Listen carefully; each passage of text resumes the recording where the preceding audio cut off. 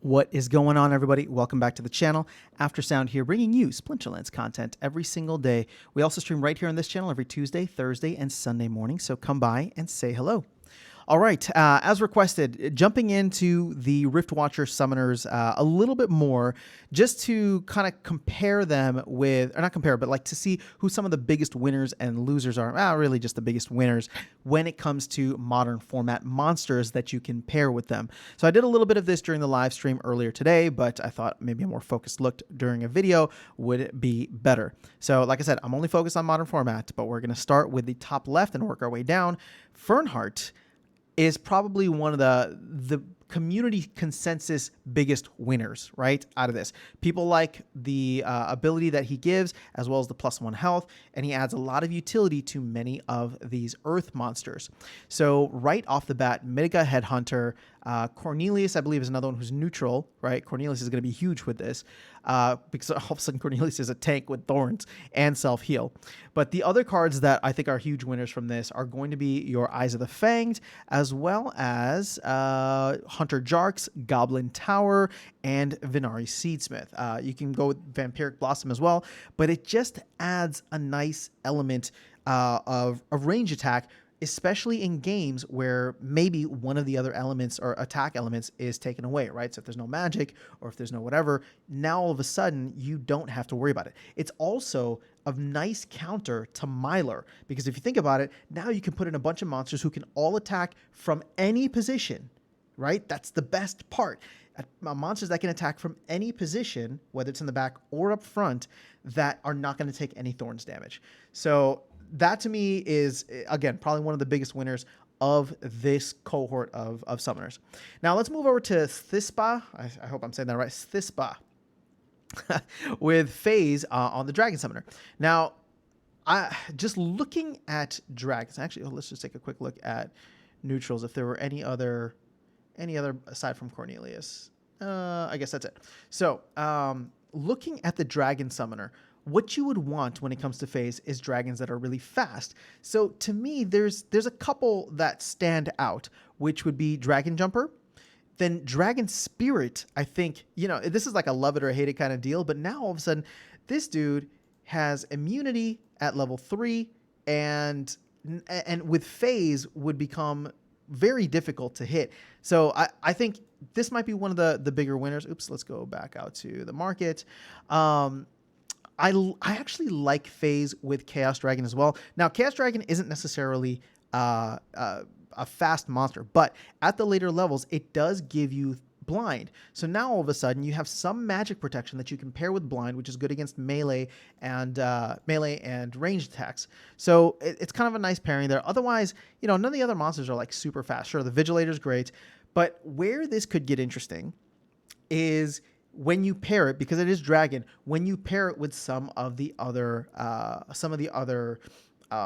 splinters out there, right? There are fast monsters across all these splinters, and I don't have time to go through all of them for their speed, but you can think about, pairing someone like Thispa with Phantom of the Abyss, for example. Like, people just may not hit him. This dude's got like dodge, flying, and if you give him Phase, that might be all he needs, right? So there's a lot of really cool combinations that could be happening across this, and just because it's dragon, I think it makes it way more powerful in my opinion. So that's going to be a fun one to watch. But let's go ahead and move on. Let's see if there's any neutrals. I think Almo already has it, but to give Almo Phase like in like level 1, if you're playing in bronze or even silver, because I don't think he gets Phase until, oh no, he gets Phase in silver, but it could still have its uses for players who are playing at the bronze level. Now, Dallin, I think the community consensus has been dumping on the most. People are saying that he is the Vera of this set, and I'm finding it hard to disagree with them just yet. Now, Cripple could still be huge, and I guess I need to see it really in action. There's no monsters that this necessarily goes well with. That being said, I do enjoy playing with this dude right here.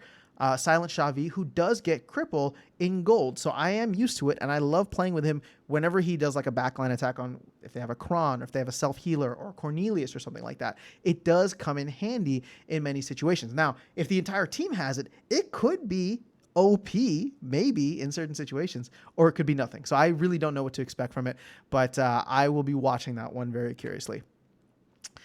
Here is another winner, in my opinion. Ilthane is a perfect counter to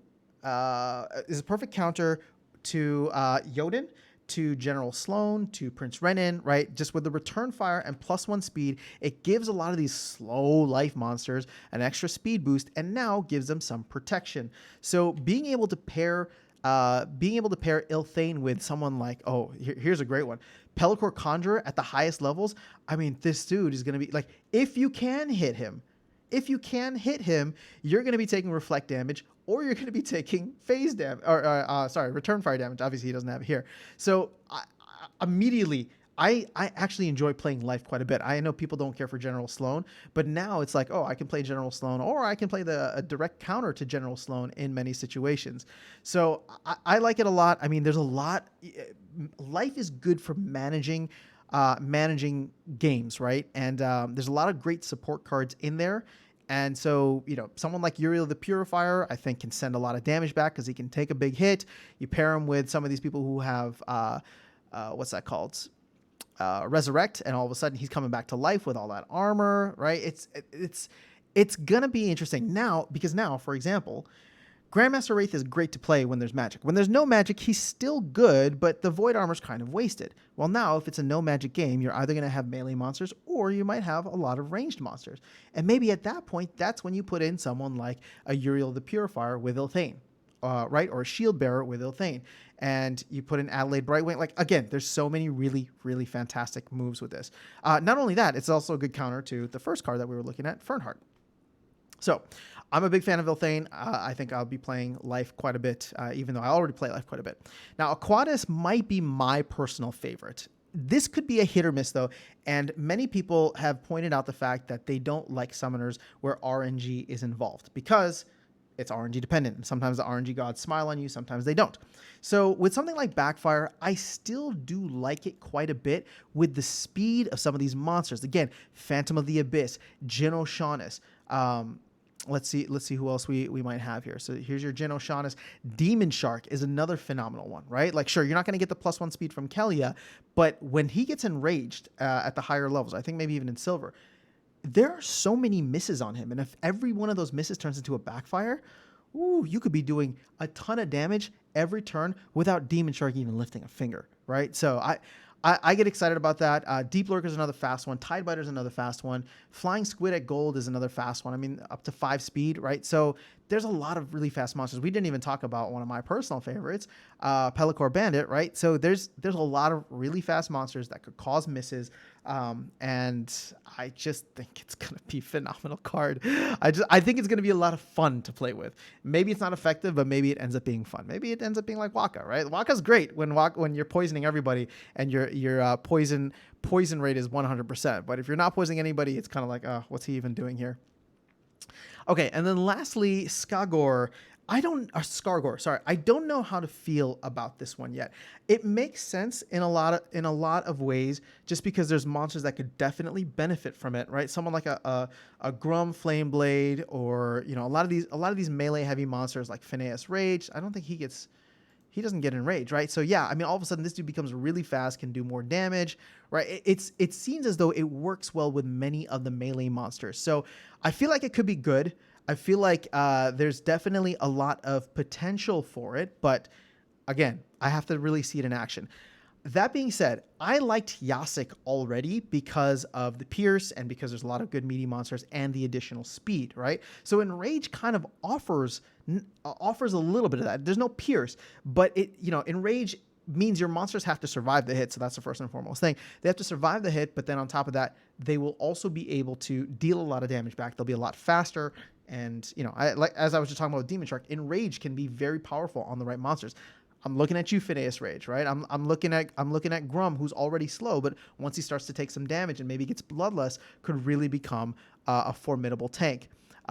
Radiated Brute gets a little devalued in my opinion because he already has Enrage, and I like him because of that. Love putting him in the reach position for it. So we'll see how things play out here. But I think that overall it could be very powerful, maybe not at the highest leagues, right? Because it's just like, I'm trying to think of how often I would use it over something like a Yasik.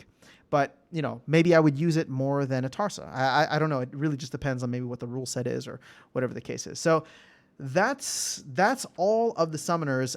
So we can go ahead and cut this video here. Again, I'm not trying to make these like super long, but combine these with Oshur, the promo card, and there's a lot of fantastic cards coming down the pipeline, guys. I think that this is going to change the meta in a very fun way, and I'm very excited for Riftwatchers to be out. I don't know how many packs I'm getting yet, but I do know I'm going to get some. But more importantly, I just want to see how a lot of these cards end up working out and then buying them on the secondary market and leveling up or maxing out at that point, because I'm just like, that card can change my world, right? That card can get me wins. I'm seeing it get wins for other people, and I want one. So I'm excited about that. But let me know your thoughts in the comments below.